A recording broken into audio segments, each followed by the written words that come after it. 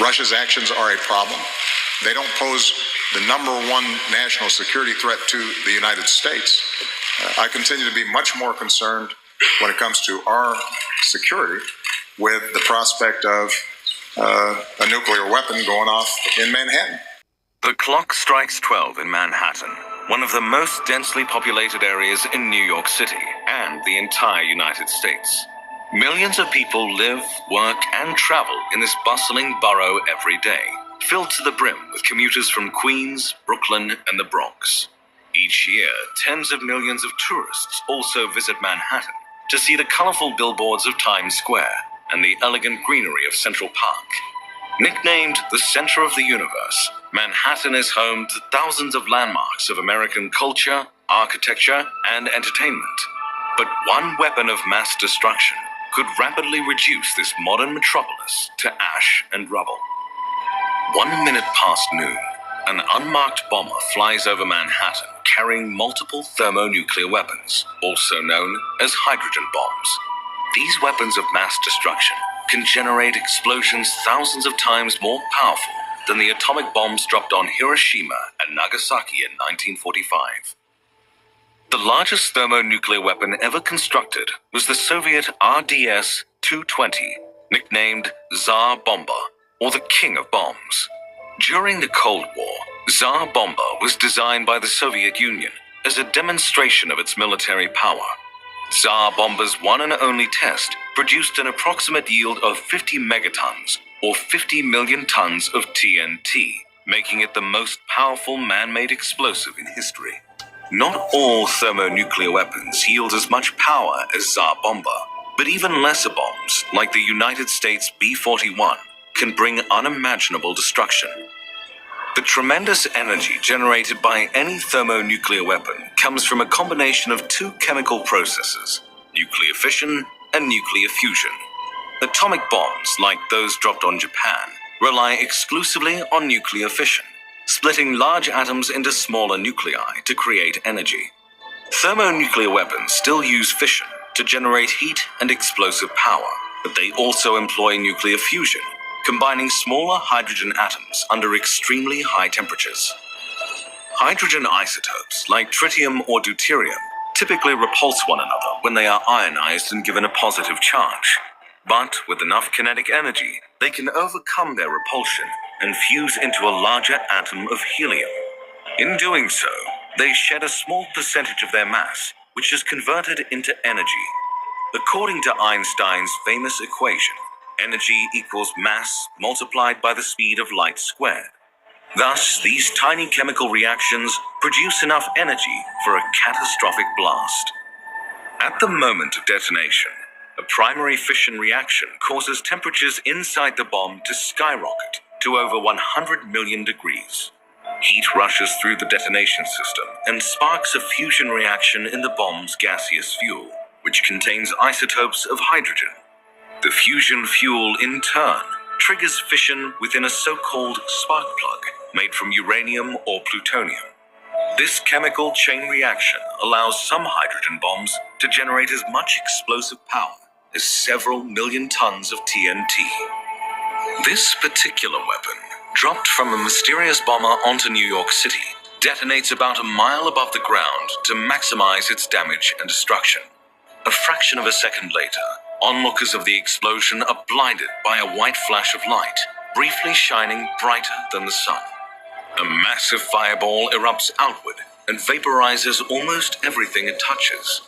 New York City's high-rises and taxicabs turn to dust as the temperature of the fireball climbs to tens of millions of degrees.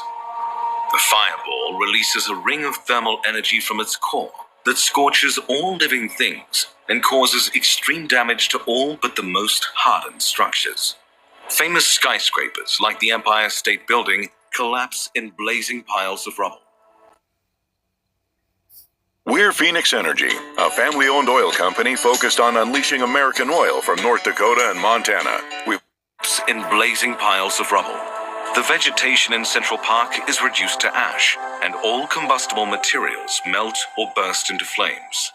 Nearly 100% of people inside this thermal ring suffer fatal third-degree burns, destroying their nerves, hair, and multiple layers of skin. As the fireball rapidly expands, it pushes back the surrounding air, and a shockwave or air blast radiates from the center of the explosion at supersonic speeds. This shockwave generates winds over 600 kilometers per hour that tear the roofs off buildings and launch cars, road signs, and chunks of metal like cannonballs through the streets of New York City. Gas tanks and power lines explode as buildings and bridges, weakened by extreme heat and pressure, crumble like towers of sand. Within seconds of the blast, most of Midtown Manhattan and its hundreds of cultural landmarks are smashed, melted, and reduced to rubble. Around Ground Zero, a fierce updraft sweeps hot, vaporized debris into the atmosphere, forming a mushroom-shaped cloud taller than any structure on Earth. Vaporized debris bonds with radioactive particles inside the cloud, creating radioactive dust or fallout. After about 10 minutes, the red-hot vapor cools and condenses, and the mushroom cloud reaches its maximum height. Soon, fallout rains down onto the Earth, contaminating almost everything it touches, including water supplies like the Hudson River. Countless homes and streets are coated in fallout, exposing hundreds of thousands of New Yorkers to sickening or possibly lethal doses of radiation. But the people of New York City aren't the only ones at risk. Moderate to high winds can spread radioactive fallout across hundreds of square kilometers. If the wind is blowing northeast from the blast site, areas as far as New Hampshire could be exposed to dangerous radioactive particles. Already, this catastrophic event has ended hundreds of thousands of lives. Those caught in the initial explosion leave no remains except shadows cast on nearby surfaces. But over the next few hours, the fatality rate will climb even higher. Inside the blast zone, survivors of the initial explosion succumb to horrific injuries like third-degree burns and shattered bones. Others are crushed or suffocated under piles of rubble and radioactive debris. Many more people are injured or killed in the raging wildfires spreading rapidly through New York City's densely populated boroughs. By nightfall, hospitals and emergency rooms are overwhelmed by thousands of patients with severe burns, temporary blindness, and other traumatic injuries. Emergency responders rush into the city to save as many people as possible, but the streets of Manhattan are clogged with dangerous debris and still hot enough to melt through skin and rubber.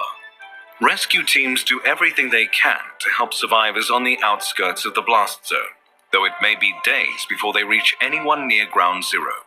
Without medical treatment, more people succumb to their injuries, and the death toll continues to rise. Meanwhile, radioactive fallout spreads across the northeastern United States, causing another wave of hospitalizations. Thousands are already suffering from acute radiation syndrome, or ARS, which can cause seizures, hair loss, and even cancer, depending on the type and length of exposure. Some people directly exposed to radioactive fallout may not develop symptoms until days or months after the initial explosion. Even at greater distances from Ground Zero, many people are indirectly exposed to radiation through contaminated food or water. Livestock may unknowingly consume radioactive plants or drink from toxic water supplies. Products made from these contaminated animals, like milk or cheese, may be distributed across the United States or worldwide, exposing countless people to dangerous internal radiation. We get you a prop firm payout and you don't pay us a single penny ever until you receive it. Yes, you heard that right. If we don't get you a payout, you don't pay. Dangerous internal radiation. Within months of the initial explosion, some areas of New York City far from the blast zone, like Staten Island or Eastern Queens, may gradually recover. As radiation dissipates and debris is cleared, residents of these areas may return to their homes, but it could be years before most of the city is clean or safe enough for human habitation. Public health and safety aren't the only things in jeopardy after this catastrophic event. The New York metropolitan area is one of the world's largest financial centers, boasting a GDP of nearly $1.6 trillion. If a thermonuclear bomb detonated over New York City, the explosion may trigger a worldwide socio-economic crisis. Having lost valuable employees and specialized personnel, Many prominent businesses would declare bankruptcy. The cost of recovery, including decontamination and reconstruction, would also place a substantial burden on the federal government. Though Wall Street may effectively survive, thanks to data backed up in other locations, the destruction of New York City would significantly influence the market and propel the US economy into severe distress. The United States does have defense programs like the Ground-Based Mid-Course Defense, or GMD, to protect American cities from certain nuclear attacks. However, the United States relies heavily on a policy of deterrence to preserve peace among nations armed with nuclear weapons. There are about 12,500 nuclear warheads in the world today, and about 5,200 of them belong to the United States. The US government has long pledged to deploy nuclear weapons only under extreme circumstances. Should a nuclear weapon explode in the epicenter of New York City, killing millions of Americans and devastating national landmarks, the United States may be motivated to unleash the power of its nuclear arsenal. Federal agents could use samples of debris and other clues to trace the original weapon's origins. Only 9 countries in the world have active nuclear weapons, so the US may quickly uncover the source of the weapon and declare war on whichever country it came from. A large-scale nuclear war may endanger hundreds of millions or even billions of people, and potentially release enough debris into the atmosphere to block out the sun. Though it's unlikely to happen, if a nuclear weapon hits New York City tomorrow, the impact would be globally catastrophic for decades to come.